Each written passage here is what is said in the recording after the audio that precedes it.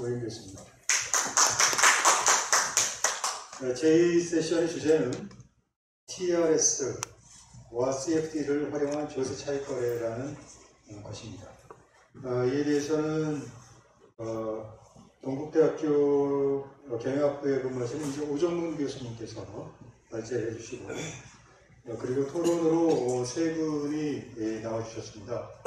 먼저 오정문 교수님은 3.1의 계급인 근무하시고 마이다스 에셋 자산운용에 근무하시다가 동국대학교 경영학부에서 세무회계를 강의하고 계십니다. 이 분야에 있어서 금융조세 분야에 있어서 이제 오랫동안 연구를 많이 해오셔서 이 분야의 절대적인 권위자로 인정을 받고 계십니다. 인사 한번 하시죠. 그냥. 네, 안녕하십니까. 오종훈입니다. 네, 감사합니다. 다음에 제 옆자리 왼쪽에 이제 기은선 교수님이십니다. 현재 강원대학교 교수님으로 재직하고 계시는데요. 과거 조세연구원에서 오랫동안 연구위원으로 봉직하셨습니다. 네. 다음 제 바로 오른쪽에는 유혁선 교수님이십니다. 카이스트의 초빙 교수님 계시는 이 분야의 전문가를 이렇게 모셨습니다. 네. 맨 오른쪽에 3.1의 계급인은 이제 금융세제 분야를 담당하고 계시는 정훈 부대표님. 네, 감사합니다. 저희가 지금 이제 3시 25분인데 우리 오늘 세미나가 5시까지 하도록 되어 있습니다. 근데 앞에 세미나가 1시간 20분여에 걸쳐서 있었는데요. 오늘 이 발제는 조금 테크니컬한 것이고, 여러분 우리 회원님들, 방청하고 계시는 회원님들을 위해서 비교적 상세한 설명이 좀 필요로 하는 그러한 주제가 될 것으로 생각을 합니다. 세 분의 토론자가 와 계시고 각 한 10분 정도씩 토론해 주신다고 한다면 발제는 40분 내지 50분 충분하게 잘 설명해 주시면 감사하겠습니다. 그러면 이제 마이크를 발제자이신 오정문 교수님께 넘기도록 하겠습니다. 네, 안녕하십니까. 오종훈입니다. 40-50분이라고 잘 될지 모르겠습니다. 본론에 들어가겠습니다. 얼마 전에 이 증권회사 TLS를 이용한 조세 비거래라고 그 기사가 나왔는데요. 여기 보면 그 224조, 이건 아마 금감원에서 국세청에 넘어간 공식적인 자료인 것 같고, 여기 배당률 추정치와 배당금 추정액, 그다음에 그 원천징수 추정액이 피 뉴스 기자분께서 아마 행위적으로 추정한 치 같습니다. 6천억 정도 원천징수 추정이 되는 얘기고요. 그래서 지금 아마 그 조세 심판에서 그 심판이 진행 중인 이런 사건인데, 거래 구조를 좀 보시면은 왼편에 그 주식 투자를 하게 되면 이제 그 배당금을 받게 되는데, 이 배당금에 대해서는 그 원천징수가 발생을 하겠죠. 근데 이걸 오른편처럼 증권에다가 중간에 껴서 배당금을 대신 받아가지고 이걸 해외 투자가한테 그 TLS 계약으로 토탈 리턴 수합 계약으로 이 주가 변동분과 배당금 상단을 전부 넘겨주면 파생상품 거래이익에 대해서는 원천징수가 없으니까 그 원천징수가 누락된다 이런 얘기입니다. 근데 여기서 사실은 이 지금 진행 중인데 이 거래 디테일을 저희가 전혀 알지를 못합니다. 상세한 알지 못하고, 예를 들어서 여기 증권회사가 그 주식을 보유하지 않고 그냥 TLS 계약만 네이티브로 했을 수도 있거든요. 별로 가능성은 없지만 그랬을 수도 있고, 아니면 이 해외 투자가의 그 텍스 레지던스가 말하자면 원천징수 회피하는 것만 가지고는 그 조세 절감 효과가 나타나지 않는 그런 지역이 있을 수도 있습니다. 근데 아마 그 국세청에서 과세한 걸로 봐가지고는 대충 이런 구조 아닐까 이렇게 짐작합니다. 그 원천징수 관련해서 디테일한 게 궁금하시면 여기 보시면 되고요. 다음에 이제 국세청에서 이제 그 파생상품 이익인데, 여기에 대해서 이제 과세 원칙을 적용을 했는데 이건 그 두 번째 꼭지 보시면 민사법에서 발생한 거래를 과세관청이 세법에 물고 다시 거래를 재구성해가지고 영어로 리캐스트 뭐 이런 말을 쓰는데 과세를 하는 겁니다. 세법의 세계의 거래를 재구성해서 이제 과세를 하는 건데 이렇게 하는 이유는 이렇게 하지 않으면 이제 그 조세 피가 발생을 하고 과세 형평성이 깨지니까 이렇게 하는 건데 흔히 이제 그 경제적 관찰 방법 뭐 이런 식으로 경제적 실질을 위한 과세 이런 식으로 얘기를 하는데 과세관청한테 이런 권한을 너무 많이 주게 되면 반대로 세 번째 꼭지 조세 법률주의에 위배된다든가 법적 안정성이 깨진다든가 말하자면 그 경제 주체의 예측 가능성이 소비된다든가 뭐 이런 것 때문에 이걸 마냥 허용할 수가 없는 견해 대립이 있는 이런 방법이다. 뭐 이렇게 말씀을 드려야 될 것 같습니다. 그 다음 페이지 보시면은 그래서 이제 그 TRS 배당금 상당액을 받았는데 배당 소득이 아니라 파생 상품 거래를 받았는데 이게 과세 가능할지 여전 지금 재논 중인데 그거 사실 예측하기는 어렵습니다. 잘 모르겠는데 그동안 이제 그 법원의 입장을 보면은 조금 이걸 인정을 잘 안 하는 경향이 좀 있었습니다. 거래 법적 형식에도 불구하고 거래 효력을 부인할 수 있는 개별적인 구체적인 불용 규정이 있거나 아니면은 민사법상 가장 행위에 해당한다는 중에 특별한 사정이 있어야 된다 뭐 이런 얘기를 여러 번 보였는데 요거 그대로 받아들이면 사실 실질과세는 지금 거의 쓸모없는 거거든요. 뭐 개별적인 구체적인 불용 규정이 있으면 그거 적용하면 되고 실질과세는 필요 없이 그다음에 가장행위에 해당하는 게 특별한 사정이 있다면 그 가장행위 자체를 부인하면 되지 굳이 실질과세 원칙을 들먹을 필요가 없으니까. 근데 이게 이제 그 약간의 그 변화 조짐이 좀 있었는데요. 그 노담포 판결 2012년 판결 이후에 조금 개별적인 구체적인 부인 규정이 없더라도 실질과세 원칙을 적용할 수 있다는 그런 판결을 좀 남겼고 그 이후에 조금씩 약간의 그 변화 조짐이 있습니다. 아마 그 크게 봐가지고 독일하고 미국의 법원은 대체로 과세관청의 이런 재구성에 대해서 그닥 그 태클을 걸지 않는 것 같고 우리나라는 이제 그 과거에 많이 걸었다가 약간 변화되는 조짐이 있고 그다음에 일본의 경우에는 아직도 이제 이 조세 법률주의 앞에 이 오른쪽 법적 안정성 예측 가능성 이런 거에 많이 이제 중심을 둔다고 그렇게 얘기를 합니다. 그래서 요거 어떻게 될지는 지금 잘 모르겠는데 그동안에 이제 그 파생상품을 이용한 그 조세 소득 유형 변경 거래에 대해서 우리나라 법원이 어떻게 판결했는지 몇 개를 좀 보도록 하겠습니다. 그 파생상품을 이용해가지고 그 소득 유형을 변경한 거래가 소위 재무관리에서 얘기하는 파이낸셜 이퀴버런스 재무적 등가성을 이용해가지고 이제 소득 성격을 소득 캐릭터를 이제 과세 유리하고 변경하는 건데 첫 번째로 이제 푸폴 페널티입니다.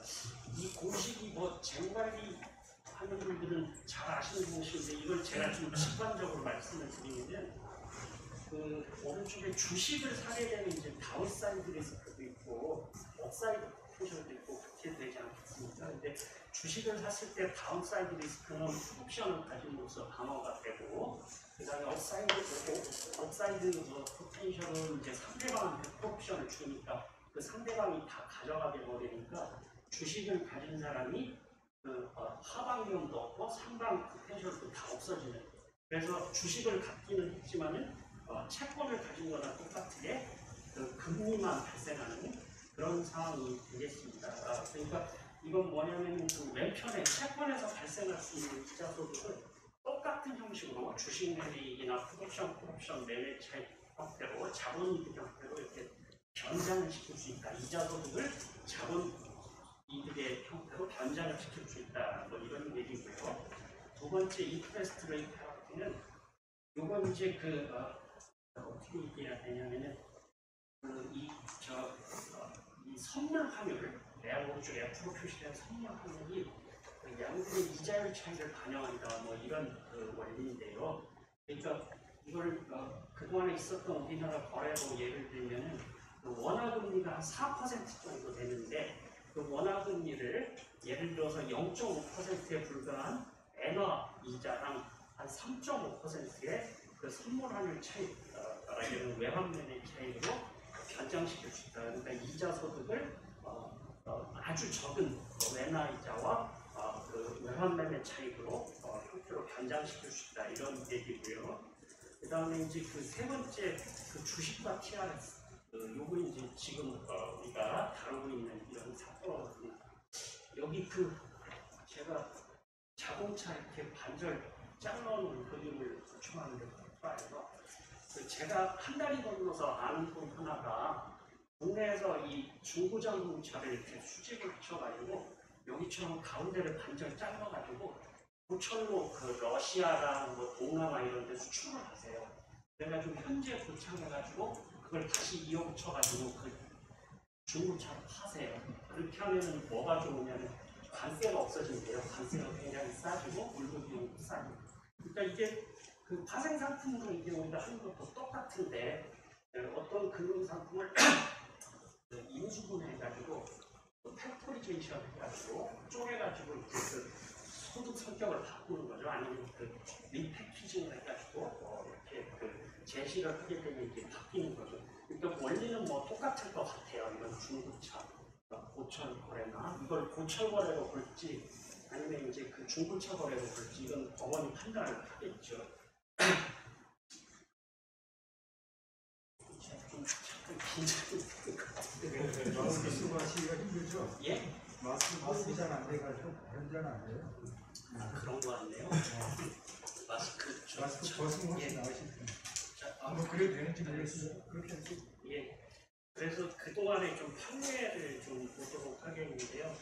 그 SK증권하고 JP모건 그 포컬 페널티 거래인데 여기 JP모건이 지금 SK증권 신주를 가졌어요. 첫 번째 줄에 보시면. 그리고 이제 풋옵션을 갖고 풋옵션을 SK증권 측에 줘가지고 관계회사가 생각할 수 있었는데 이렇게 해가지고 이제 그 JP모건에서는 경제적 실질로는 그 이자 소득을 얻는데 그 소득 형식은 말하자면 주식 매매 차익과 그 옵션 매매 차익, 말하자면 이자 소득, 경제적 실질로는 이자 소득을 얻는데 그 형식은 자본 차익 형식으로 이렇게 이제 소득을 얻도록 이렇게 설계를 했었습니다. 이렇게 했었는데 과세 당국에서는 이게 말하자면 거래 형식은 뭐 자본 차익이지만은 사실상 이자 소득이니까 경제적 실질로는 요거 그 원천 징수 안 했으니까 원천 징수 해라 뭐 이렇게 이제 했던 거거든요. 이렇게 했는데 이게 그 대법원까지 안 가고 중간에 끝났는데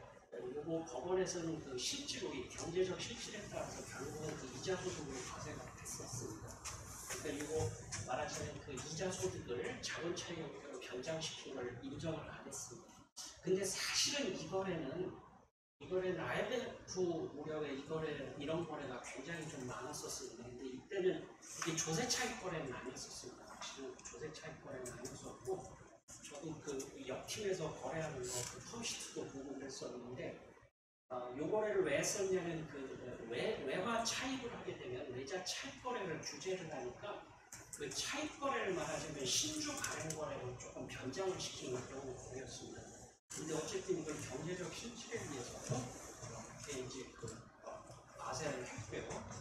그 다음에 두 번째 판례는 뭐 신한은행의 엔화 수감 내부 거래인데 그리고 아까 말씀드린 것처럼 이제 그 4% 원화 이자를 0.5% 엔화 이자를 하고 그 다음에 3.5% 외환매매 형태로 이렇게 변장을 시킨 건데 이 거래에 대해서는 그 법원이 그 국세청의 주장을 인정을 안 해가지고 그 법적 형식에 따라 거기 그 법원 입장 한번 읽어보시면 중요한 얘기니까 세금 부담을 피하기 위한 것이라도 가장 행위가 아닌 한 유효하고 동일한 경제적 목적을 달성하기 위한 여러 계약 중에 어떤 방식을 선택할 것인가는 개인적 선택이고 조세는 거기에 맞춰서 결정돼야 하니까 이건 실질과정은 전혀 인정하지 않겠다는 얘기고요. 이건 사실은 그 조세 차익 외에는 다른 목적은 별로 없었던 것 같은데 어쨌든 이런 판결을 내렸습니다.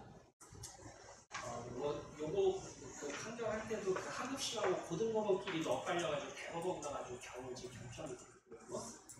그 다음에 그 판례 세 번째 보면 요거 그 S법인인데 스태타워 빌딩 메이팜 국내 법인인데 S법인이 국내 법인입니다. 대주주가 그 싱가포르가 대주주인 싱가포르하고 펀드가 대주주인 국내 법인인데 이 사람들이 그 원화 차익을 했습니다. 아까 그 신한은행 입장하고 똑같아요. 신한은행이 그 원화 예금을 받아들였듯이 원화 부채를 받아들였듯이 원화 부채를 이제 자기 모기업에서 싱가포르에서 차입을 했는데 그 차입 형태를 그 엔화 부채와 엔화 통화 수합 형태로 이렇게 바꿔가지고 그러니까 엔화 수합 예금 차준 신한은행 입장하고 똑같았었는데 여기 그 S법인이 이렇게 한 이유는 이제 그 과소자본세제에서 송금 불산이라는 걸 좀 줄이려고 그랬거든요. 말하자면 그 송금 불산 여기 조금 이 설명이 필요한데 이거 사실은 과소자본세제에 대해서 모르시는 분은 한참 설명해야 되니까 그냥 나중에 읽어보시기로 하고요. 과소자본세제에서 그 송금 불산이 된 금액을 좀 줄여보려고 말하자면 이걸 신세팅하게 그 엔화 부채와 엔화 통화 수합 형태로 이제 그 변장을 시킨 겁니다. 원화 차익금을. 근데 요거에 대해서는 또 이상하게 그 법원이 그 엔화 수합 예금과 반대로 그 실제 구입금 그러니까 국세청 입장을 손을 들어줬습니다. 이게 그 아까 얘기한 요 그 엔화 수합 예금하고 같은 해에 나온 판결이거든요. 근데 요거 그 상급심에서는 어떻게 판결되는지 찾을 수가 없어서 못 찾았는데 이게 하급심에서 일단 이런 판결을 받고 대법원에 갔는지 안 갔는지 잘 모르겠습니다. 이렇게 됐고요. 그래서 이게 그 우리나라 법원 입장이 이 그 소득 유형 변경 거래에 대해서 파생 같은 이 거래에 대해서 상당히 좀 엇갈리는 판결이 나와 있습니다. 요거 말고도 몇 가지 더 그 사례가 있는데 이 정도면은 이제 될 것 같고요. 그래서 이제 어떻게 될지 잘 모르겠다 그런 말씀을 좀 드리는 거고요. 그 다음에 이게 미국에서 2000년대 초반에 사실은 우리 지금 문제를 삼고 있는 TRS로 활용한 원천지 후기 거래가 있었는데요. 여기 아까 제가 이제 요게 말하자면 국세청이 이제 질수 있는 가능성으로 여기 증권회사가 네이키드한 TRS를 포지션을 취했을 수도 있다든가 해외 투자가가 텍스 레지던스가 원천징수 피하는 것만으로는 부족함, 조세 절감이 안 되는 그런 데일 수도 있다 이런 얘기를 드렸었는데 별로 그럴 가능성 없다고 예상을 했지만 미국 같은 경우는 이게 해외 투자자가 주식을 들고 있다가 왼편 밑에 쪽 빨간색으로 일시적으로 투자은행에 주식을 이전을 하고 배당이 끝나면 이제 TRS 계약이 해지가 되고 넘겼던 주식을 재취득했습니다. 그러니까 TRS 계약을 체결하기 전에 해외 투자자가 이제 투자은행한테 주식을 넘기고 TRS 계약이 끝나면 배당이 끝나면 바로 이제 TRS 계약 해지하면서 주식을 다시 해외 투자한테 넘기고 그러니까 이제 주식 매매는 이게 조금 위장이다 뭐 이런 얘기를 할 수가 있었겠죠. 이렇게 됐었고요. 그 다음에 이게 투자은행이 굉장히 이제 개발을 하고 마케팅 열심히 했고 그리고 여기 참고문헌에 제시를 했는데 이 거래에 대해서는 미국 상원에 조사 소위에서 한 80페이지짜리 레포트를 냈습니다. 뒤에 참고문헌에 있는데 거기 보면 굉장히 자세하게 6가지 케이스가 있고 법률 조문도 상세하게 이렇게 달려있는데 거기 마케팅할 때 주고받은 이메일이라든가 이런 것까지 상세하게 있습니다. 그래서 주세 차익 거래일 수밖에 없다 이런 정황을 많이 이제 제시를 했는데 그 중에 한 개가 이제 중간쯤에 보시면 원천징수 절감액에 따라서 거래 수수료를 부담했고요. 그 다음에 아까 쿠키뉴스 기자분이 우리나라 기사 쓴 것 중에 혹시 이 그 해외 투자가 거물머리 외국인 아니냐 뭐 이런 의혹도 제시를 했던데 여기 보면은 이게 그 헤지펀드였는데 이 해외 투자가 미국 입장에서 해외 투자가 헤지펀드였는데 거기 그 텍스 레지던스가 그 케이만 아일랜드 그 조세 피처에 있던 헤지펀드들이 많았었습니다. 그래서 이제 그 조세 피처에 헤지펀드가 많았고 그 헤지펀드의 그 파트너라든가 아니면 매니저라든가 헤지펀드의 쩐주들 이런 사람들이 이제 미국인인 경우가 많아가지고 그 미국 입장에서는 미국 세수가 그냥 빠져나간다 뭐 이런 게 있었습니다. 우리나라 거래에서 이게 한국인하고 관련된지를 저는 전혀 모르는데 미국에서는 어쨌든 이런 일이 있었고요.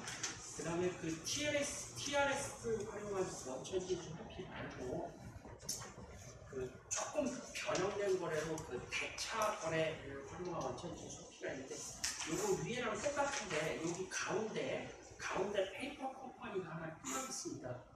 여기 끼어 있고 여기 약간 문제가 많은데 얘기가 길어지니까 그냥 담기기로 하고 여기 조금 그 중간에 이제 그 여기 가운데 그 페이퍼 컴퍼니가 이제 끼어 있는데 예를 들어서 해외 투자자가 직접 투자은행한테 주식을 넘기고 TRS를 계약을 체결을 하게 되면 이 해외 투자가 입장에서는 여러 가지 그 레포팅 이슈가 있잖아요. 주식 넘겨야 되니까 레벨 차익도 발생하고 그래서 이제 그런 걸 좀 없애기 위해서 중간에 자회사를 세워가지고 그냥 대차 계약으로 주식 대차 계약으로 그렇게 하게 되면 이제 그 해외 투자가는 레포팅 이슈도 없고 그래서 이제 좀 간편해진다. 그런 뜻에서 이제 그 대차 거래를 중간에 띄워놓는 식으로 이렇게 이제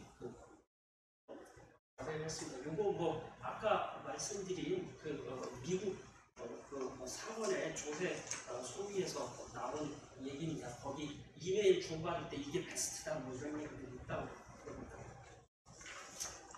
그렇게 해서 이제 그 미국 세법에서 요걸 조금 대응을 하는데 2010년도 오바마 시절인데 이때 이제 그 871조 M 이 조항을 만들어 놓는데 여기 그 파란색으로 써져 있는 글씨를 보시면은 그 미국 원천 배당금을 직간접적으로 창조하여 결정하거나 이걸 조건으로 해서 지급하는 대체 배당금, 이 대체 배당금이라는 건 뭐 주식 대차 거래에서 이 차입자가 대여자한 부중 그 배당금 보상에 얘기하는 거고요. 두 번째로는 특정 명목 원금 계약이라고 되어 있는데 명목 원금 계약이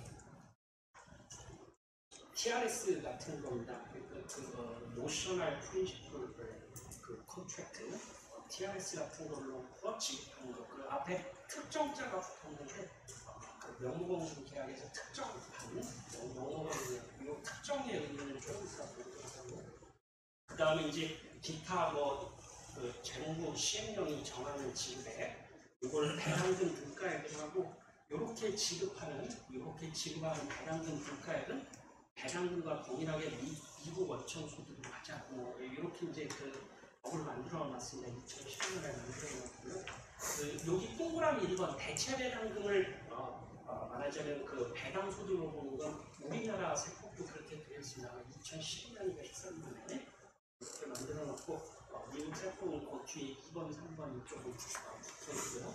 그 다음에 여기 특정 명목원금 계약이라고 특정을 해놨는데 요건 말하자면 TRS 계약을 했는데 네이키드 아니고 뭔가 조금 조세 차익 거래가 있지 않느냐 이렇게 혐의를 둘 수 있는 건데 1번 보시면은 이 TRS 계약 체결하기 전에 체결하면서 말하자면 기초 주식을 아까 해외 투자자가 투자은행한테 넘겼다는 거. 두 번째는 그 TRS 계약 끝나고 나서 주식을 투자은행이 그 해외 투자자한테 다시 넘겨줬다든가 뭐 이런 것들을 상당히 그 조세 차익적 요소가 있다고 판단해 놓은 이유가 없으니까 이제 이렇게 뒀고요. 그 다음에 세 번째로 그 비상장 주식 같은 건 TRS 계약 체결할 이유가 별로 없는데 이런 것도 이렇게 해놓고 뭐 이렇게 정해놨습니다. 뭔가 그 명목 없는 계약에서 뭔가 이런 조세 차익적 요소가 있는 것 같다 싶은 것들을 정해놨고요. 그 다음에 이제 그 시행령에서 배당금 등가액으로 보는 계약 재무부 명을 정하는 좀 되는데 여기 보면 그 델타 프레스홀드, 델타 기준이라고 있는데 델타라는 건 그 파생상품 계약에서 전문 용어인데 이건 말하자면 그 언더라인 기초 자산인 그 주식하고 말하자면 그 주식이 일정할 때 이 파생상품 0.8배라는 얘기입니다. 이게 그 주식 움직임하고 거의 같이 움직이는 파생상품 계약이다. 이렇게 생각하시면 될 것 같고요. 이게 처음 만들 때는 0.7였는데 몇 년 전에 바꿔놨더라고요.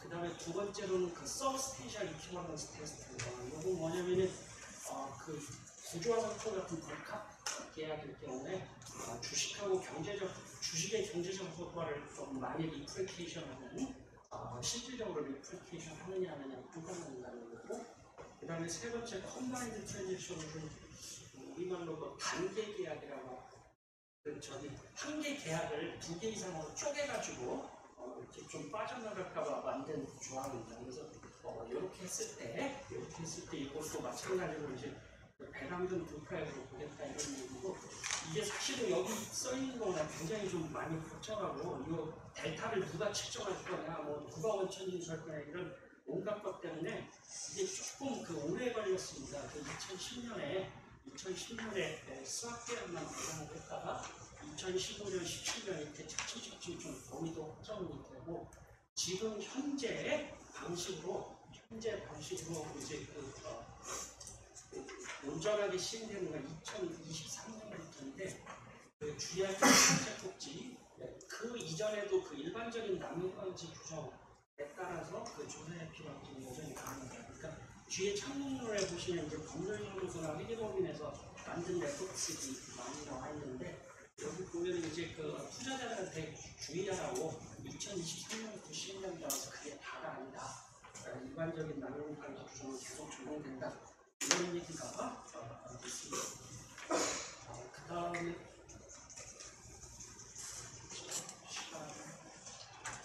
이제 15분 남았습니다. 예. 그 다음에 이제 이게 미국 세법의 배경이고요. 그 다음에 CFD 얘기를 조금 해야 될 것 같은데, CFD는 사실 TRS랑 마찬가지입니다.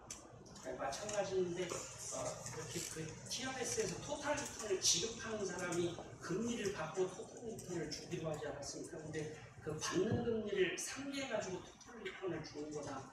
뭐 이렇게 생각을 해도 좋을 것 같습니다. 그리고 이 이름이 나중에 생긴 거고, 토탈 리턴 수학 처음 생겼을 때는 이거 CFD라고 부르고 혼용도 하고 그랬었으니까 크게 의미는 안 주셔도 될 것 같고요. 여기 마지막에 과세에 보면 우리나라는 매수 포지션 처분이나 매도 포지션 구축 시에 이걸 CFD 성과를 주는 증권회사가 증권 매매를 어차피 해야 되니까 증권거래세를 투자자는 부담을 하고요.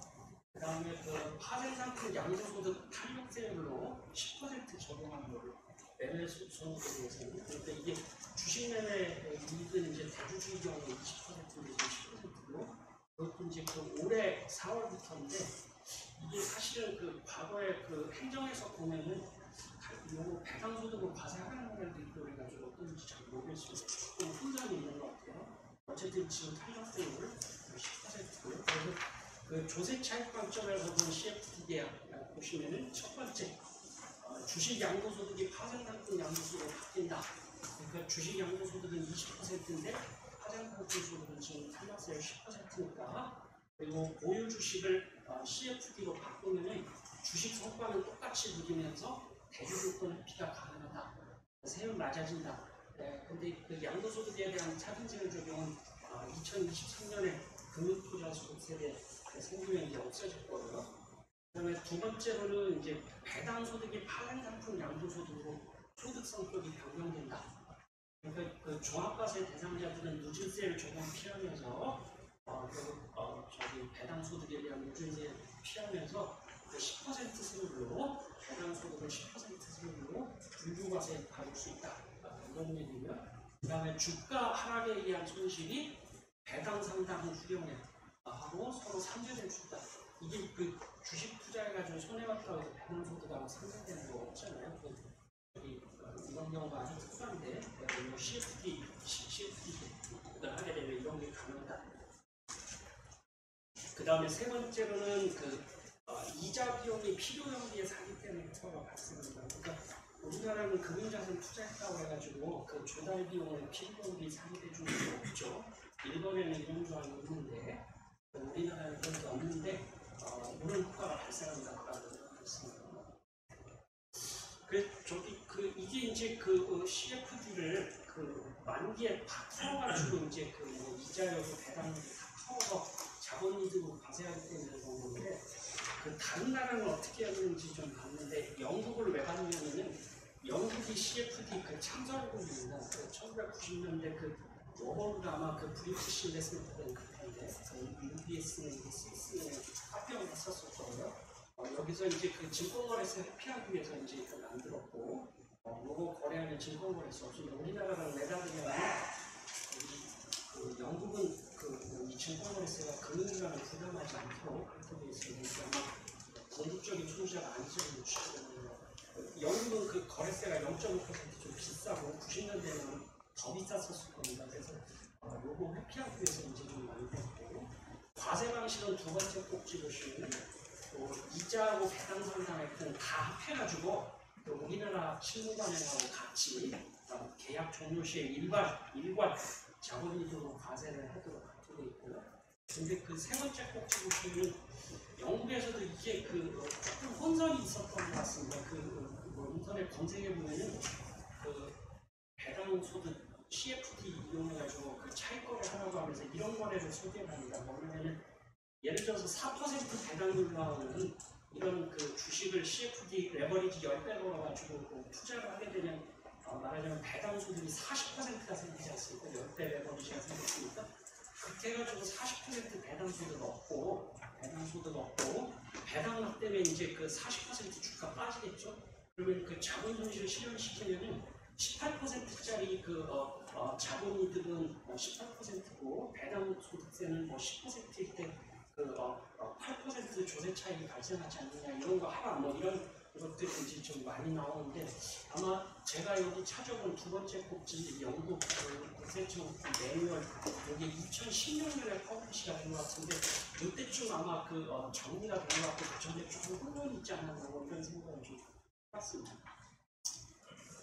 그 다음에 미국의 과세 지급인데요. 미국의 경우에는 여기 장외 파생 상품 주제로 CFD 거래를 미국 거 주자들은 할 수 없게 되어 있는데 이 거래를 만약에 한다면 배당 상당액을 통상소득으로 과세를 할 것 같습니다. 왜 그러냐면 거기 다섯 번째 중에 제가 영어로 Sales와 Exchange라고 되어 있는데 미국에서 자본이득은 매매 처분이나 교환이 있을 때만 일어나는 거라서 여기 조금 이런 얘기가 있더라고요. 그래서 중간에 배당 상담에 들어오면 통상소득은 과세할 것 같습니다. 근데 세 번째 꼭지 보시면 미국은 어차피 통상소득을 과세해도 이게 CFD 같은 건 1년 이상 할 일도 없고 단기 자본이득이니까 어차피 무진이득으로 과세되는 건 똑같으니까 자본이득으로 취급 안 하고 통상소득으로 취급 안 하고 우리나라와 마치 큰 차이가 없다. 우리나라랑 달리 그런 말씀을 좀 드릴 수 있을 것 같습니다. 우리나라 CFD는 선물처럼 2일 정산은 안 하는데 월간 정산해가지고 계약을 계속 리세팅하는 그런 개념이라서 그냥 단기 계약으로 취급을 해도 좋을 것 같아요. 그 다음에 우리나라 CFD에서 배당 상당액이 자본이득으로 소득 변동되는 거 이건 어떻게 해야 될까 이런 얘기인데요. 우리나라 금융투자소득세제가 그동안에 우리나라에서 배당 소득과세를 굉장히 과용하고 남용했던 문제를 해소하는 세제로 평가를 하는데, 그러니까 실질적으로 옛날에 양도소득에 해당하는 거, 펀드 양도소득이나 파생결합상품 양도소득에 해당하는 거 배당소득으로 과세했던 문제들을 이제 정리를 했는데, 세 번째 꼭지 보시면은 지금 이 경우는 거꾸로 배당 상당액이 자본이득으로 소득 성격 변환되는 그런 문제가 조금 있는 것 같습니다. 이런 문제가 좀 있는 건데 이게 원래 본래 배당 소득은 아니고요. 맨 밑에 보시면은 본래 배당 소득은 지급자 입장에서 송금산일이 불가능한 대신 수령자가 이중과세를 조정받고 이런 건데 이게 뭐 배당이라고 이런 건 사실은 이중과세 조정이라는 것은 배당 상당한 이런 특성이 없고요. 그래서 요거를 그 현재 실무처럼 자본주의적으로 더도 부과하고 원천징 법적상 이제 그 배당 상당액을 배당 소득으로 규정을 해도 뭐 별 문제가 없을 것 같은데 이게 조금 그 장단점이 있는 문제라서 어떤 것이 딱히 좋다 이런 얘기를 조금 하기는 좀 어려운 것 같습니다. 그래서 그냥 어정쩡하게 저도 이런 입장을 좀 취해놨고요. 근데 이제 한 가지 문제는 뭐냐면 그 미국의 871조 M처럼 그 해외 투자가한테 주는 이 배당 상당액을 우리가 배당 소득으로 규정을 한다면 원천징 소득법상 이렇게 규정을 한다면 혹시 그 내국인한테 이거 자본이득으로 하고 외국인한테는 배당 소득으로 하고 이게 가능하냐 이런 게 이제 조금 그 검토하는 문제인데 조금 이거 저도 명확하게 결론은 못 내리겠는데 다만 이제 국내 소득 분류하고 그것이 국내 원천 소득이냐 아니냐 이건 분리할 수 있다고 그렇게 얘기를 하고 있습니다. 그래서 이게 가능한 것처럼 지금 보이고 있고요. 그래서 이건 조금 좀 생각을 해보고 일단은 좀 가능한 것 같습니다. 시간도 됐고 해가지고 이렇게 하고 혹시 나중에 좀 보충하도록 하겠습니다. 감사합니다. 네, 수고하셨습니다. 네, 감사합니다. 제목부터가 상당히 무엇을 의미하는지 참 많은 생각을 갖게 만드는데 우리나라 제도 현행 제도와 또 미국, 영국 등의 제도를 소상히 소개시켜 주신 것 같습니다. 감사드리고요. 이 토탈 리턴 수학을 사실 이제 오 교수님께서 같이 하시면서 이제 최근에 과세가 돼가지고 교세 심판원에 사건으로 올라가 있다라고 하는 취지로 말씀하신 걸로 기억을 하는데요. 이거는 이제 그 외국계 IB가 국내에 투자함으로써 없는 소득으로서 이미 한 20여 년 전에도 문제가 되고 또 국세청에서 이제 의견까지 유사한 사안에 대해서 의견까지 주기도 한 사안인데 최근에 과세가 됐어요. 그러면 그 과세의 근거가 무엇인지에 대해서 당연히 문제가 될 텐데 미국의 사례에서 보는 것처럼 미국에서는 트레저리 레귤레이션도 구체적으로 있고 그것의 근거 규정이 이제 IRC에도 있고 뭐 한 사례에 비춰볼 때 과연 우리의 과세의 법적 근거가 무엇인가 하는 것에 이제 쟁점이 모여질 것 같습니다. 거기서 이제 우리 그 교수님께서 배치하신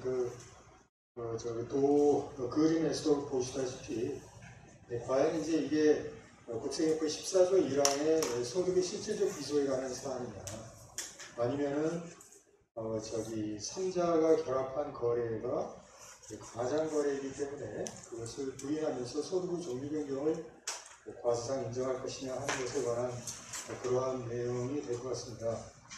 관련해서 여러 가지 사례를 소개를 해주셨는데 그것들 굉장히 시사하는 바가 크고요.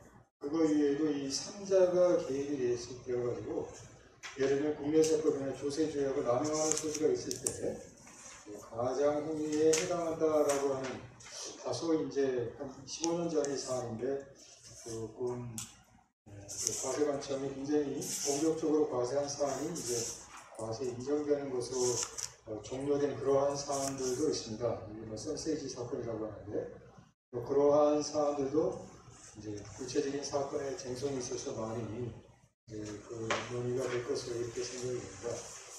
그리고 그 다음에 CFD 이렇게 되어 있는데요. 오늘 오 교수님께서 발표하신 거 보고 저도 공부를 했습니다. 이제 그런데 이게 캐시플로우 이렇게 되는 줄 알았더니 그게 아니고 Contract for Difference 이렇게 되어 있군요. 오 교수님께서 외국 사례까지 말씀해 주시면서 자세히 설명을 해주셨는데 저는 이야기로는 오 교수님 말씀도 있었습니다만 여기 이제 이른바 이제 공매도 차익에 대한 과세와 유사한 사안이다. 근데 이제 공매도 차익에 대해서는 이것을 자본이득, 이제 유가증권 양도소득과 다를 바 없는 그러한 이제 과세를 하도록 이제 제도 개선이 이루어지고 있는 것 같은데요. 그런 관점에서 좀 시사성이 있는 그러한 것이라고 생각이 됩니다.